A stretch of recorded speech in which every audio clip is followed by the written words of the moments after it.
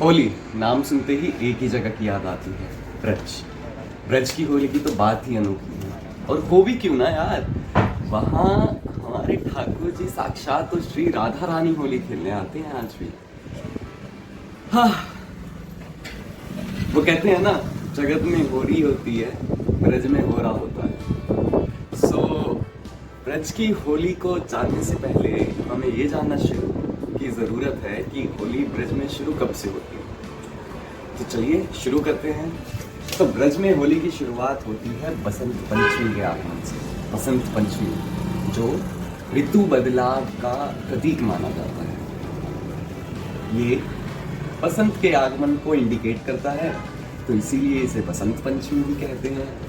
और वो कहते हैं ना, श्यामा श्याम सलोनी सूरत को श्रृंगार बसंती है।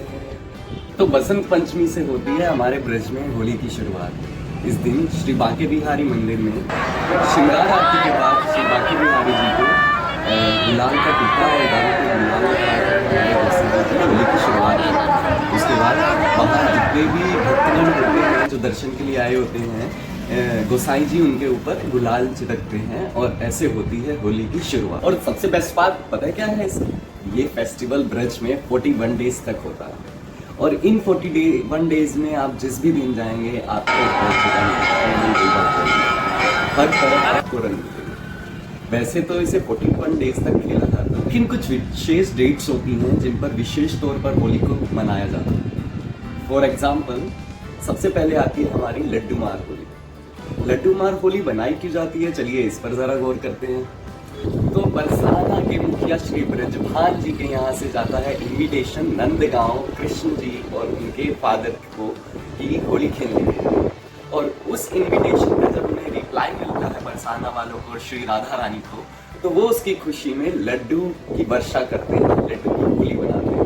तो तभी से लड्डू मार होली बनाई जाती है, जहाँ श्री राधा रानी टेम्पल श्री लाडली जी सरकार के यहाँ से लड्डुओं की वर्षा की जाती है। सो इसको आपको अपने लाइफ में एक बार तो ज़रूर अटेम्प्ट करना चाहिए। और अगर आप एक बार सौभाग्य प्राप्त कर लेते हैं ना लड्डू मार होली में प्रेजेंट होने का, तो श्री राधा रानी आपको हर बार बुलाएंगी। और वो जो इनविटेशन जाता है ब्रजभान जी की तरफ से, वो होता है लड्डू मार होली के लिए। तो आप सभी को कृष्ण जी की लीलाएं तो पता ही है, वो कितना तंग करते थे राधा रानी और उनकी सखियों को।